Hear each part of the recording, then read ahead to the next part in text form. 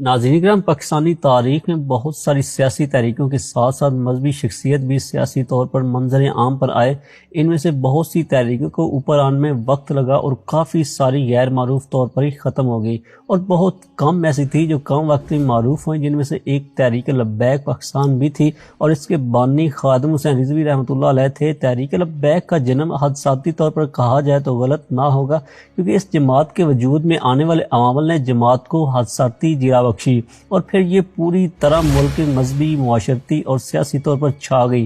ناظرین کرام، اگر دیکھا جائے کہ تحریک لبیک پاکستان کے وجود میں آنے کی کیا وجوہات تھیں، تحریک لبیک پاکستان کو بنانے کے پیچھے کون لوگ شامل تھے، ٹی ایل پی کو بنانے کے کیا مقاصد تھے، ٹی ایل پی اتنی جلدی کس طرح سیاسی افق پر چھا گئی، تحریک لبیک پاکستان کو بین کرنے کی کیا وجوہات تھیں، تو ان تمام فیکٹس کو جاننے کے لیے ویڈیو کو اینڈ تک دیکھیں، اور ویڈیو پسند آنے کی صورت میں ویڈیو کو لائک کرتے ہوئے ایپیکس شو چینل کو بھی سبسکرائب کر دیں اور ساتھ موجود گھنٹی کے بٹن کو بھی دبا دیں تاکہ ہر آنے والی اس طرح کی ویڈیو سے بخوبی آگاہ رہے۔ تو آئیے شروع کرتے ہیں بغیر کسی دیر کی اپنی title video 5 Tehreek Labbaik Pakistan facts. Tehreek Labbaik Pakistan کے پیدا ہونے کی پہلی وجہ 2011 میں اس وقت بنی جب پنجاب کے سابق گورنر سلمان تاثیر کو اس سے گارڈ ممتاز قادری شہید نے گولیاں مار کر ہلاک کر دیا۔ سلمان تاثیر پر الزام تھا کہ اس نے پاکستان کے قانون 295 یا تحفظ ناموس رسالت کے قانون کو کالا قانون کہا ہے، جس پر وہ توہین رسالت کا مرتکب ہوا۔ شریعت کے مطابق جو شخص بھی توہین رسالت کا مرتکب ہوتا ہے وہ واجب القتل ہے۔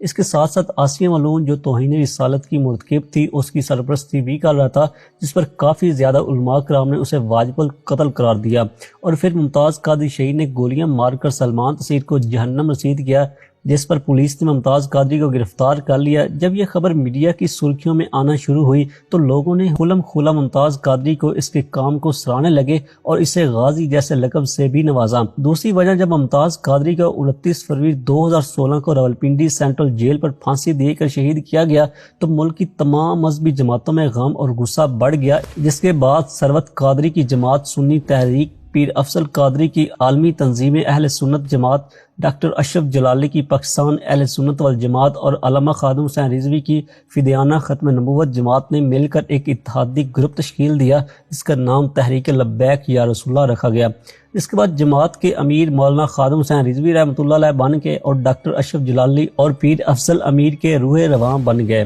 اس کے بنیادی مقصد ناموس رسالت قانون 295 کی حفاظت کرنا اور ایسے لوگوں کے خلاف آواز اٹھانا جو توہین رسالت کی سرکوبی یا اس کے مرتکب ہو رہے ہوں، اور قادیانیوں کے خلاف ایک مضبوط محاذ کھڑا کرنا ہے تاکہ ان کی ملک میں بڑھتی ہوئی سرگرمیوں کو روکا جا سکے۔ 2017 میں سرکاری طور پر الیکشن کمیشن میں ٹی ایل پی نے خود کو تحریک لبیک پاکستان کے نام سے رجسٹر کروایا۔ 17 ستمبر 2016 میں نواز شریف کی نااہلی پر خالی ہونے والی سیٹ پر حلقہ N 120 پر ٹی ایل پی نے اپنا پہلی دفعہ امیدوار کھڑا کیا، جسے تیسری پوزیشن لے کر تمام سیاسی جماعتوں کے لیے خطرے کی گھنٹی بجا دی۔ 2017 میں حکومت نے ختم نبوت کے بل میں رد و بدل کیا تو تحریک لبیک پاکستان نے فیض آباد میں دھرنا دے کر راولپنڈی اور اسلام آباد کو بند کر دیا۔ یہ دھرنا اس وقت تک جاری رہا جب تک وزیر قانون زید حامد نے استعفیٰ نہیں دیا۔ تو 2018 میں ٹی ایل پی نے تمام مذہبی جماعتوں کی نسبت سب سے زیادہ ووٹ حاصل کی اور مجموعی طور پر 3 سیٹیں بھی حاصل کی۔ کراچی کے علاقے لہاری میں تحریک لبیک پاکستان کے کینڈیڈیٹ نے پاکستان پیپل پارٹی کے چیئرمین بلاول بھٹو کی نسبت زیادہ ووٹ حاصل کیے اور مجموعی ووٹ 22 لاکھ سے بھی زیادہ تھے۔ عوام ساری پارٹیز کو آزما چکی تھی، سب سے تنگ آ گئی تھی، اس لیے لوگوں کا دن بدن رجحان ٹی ایل پی کی طرف بڑھنے لگا تھا۔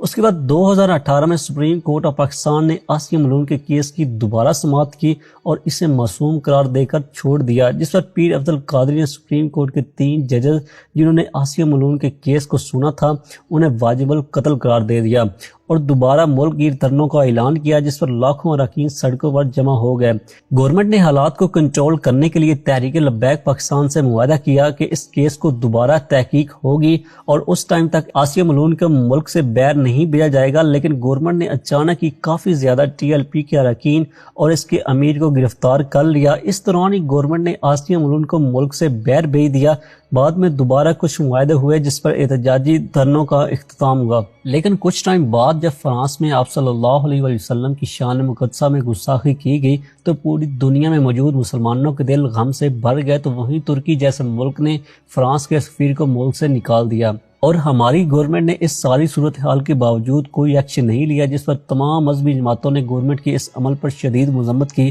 لیکن گورنمنٹ ٹس سے مس نہ ہوئی۔ بالآخر تحریک لبیک پاکستان نے خادم حسین رضوی رحمۃ اللہ علیہ کی زیر نگرانی اسلام آباد میں ایک بار پھر دھرنا دیا، جس کا مقصد تھا کہ فرانس کے سفیر کو ملک سے نکالا جائے اور ان سے ہمیشہ کے لیے ہر طرح کا بائیکاٹ کیا جائے۔ لیکن ابھی دھرنا جاری تھا کہ امیر جماعت خادم حسین رضوی کی طبیعت خراب ہونا شروع ہو گئی اور بالآخر وہ خالق حقیقی سے جا ملے، جس سے جماعت کو بہت جھٹکا لگا۔ کچھ دن کے بعد ہی جماعت کا نیا امیر خادم حسین رضوی کا صاحبزادہ سعد رضوی کو مقرر کیا گیا، جس سے جماعت نے ایک نیا رخ لے لیا۔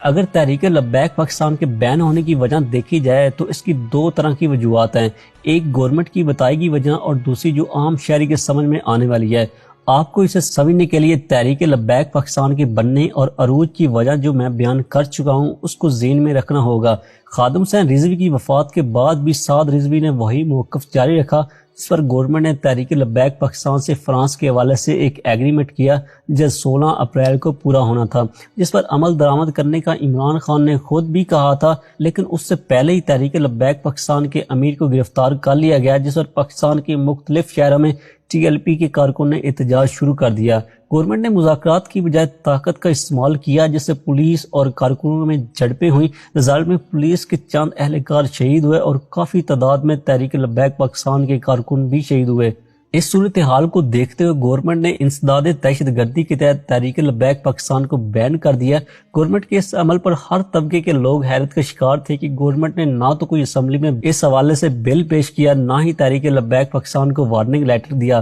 صرف اتنا بیان دیا کہ فرانس کے سفیر کو بھیجنے کا مطلب پوری یورپی یونین سے تعلقات خراب کرنے ہیں، جس سے ہمارے قرضے لینا بند ہو جائیں گے اور ہم سب بھوک سے مر جائیں گے، جو حد سے زیادہ گھٹیا موقف ہے۔ دوسری وجہ گورنمنٹ کے اس عمل سے ہی سمجھ میں آتی ہے کہ تحریک لبیک پاکستان کے دن بدن عروج پکڑنا، جس سے گورنمنٹ اور باقی کچھ پارٹیز کو بھی ڈر تھا کہ یہ آنے والے الیکشن میں ہمارے ووٹ بینک کو نقصان پہنچائے گی، اگر یہ طاقت یا اقتدار میں آتی ہے تو ہمیں نقصان پہنچ سکتا ہے۔ اور دوسری وجہ فضل الرحمان نے گورنمنٹ کو وارننگ دی تھی کہ وہ عید کے بعد بہت بڑا مارچ کریں گے، جس کا گورنمنٹ کو بہت ڈر تھا، اس لیے یہ عمل دکھانا ان کے لیے وارننگ بھی تھا۔ لیکن اس معاملے پر میں آرگومنٹ کروں تو ہمارے ملک اللہ اور اس کے رسول صلی اللہ علیہ وسلم کے نام پر بنا تھا۔ اگر اللہ اور اس کے رسول صلی اللہ علیہ وسلم کی اس ملک میں عزت نہیں ہے تو اس ملک کو ہم نے کیا کرنا ہے؟ کیوں اس ملک کو حاصل کرنے کے لیے اتنی زیادہ قربانیاں دی گئی تھی؟ ناظرین کرام، آپ گورنمنٹ کے اس عمل کو کیسے دیکھتے ہیں؟ ہمیں بھی کامنٹ کر کے اپنی رائے ضرور دیجیے گا۔ تو آج کی اس ویڈیو میں بس اتنا ہی۔ ویڈیو پسند آنے کی صورت میں ویڈیو کو لائک کرتے ہوئے اپنے دوستوں کے ساتھ واٹس ایپ اور فیس بک پر بھی شیئر کر دیں، اور مزید اس طرح کی ویڈیوز کے لیے ای بک اسٹور چینل کو بھی سبسکرائب کر کے ہمارے ساتھ جڑ جائیں۔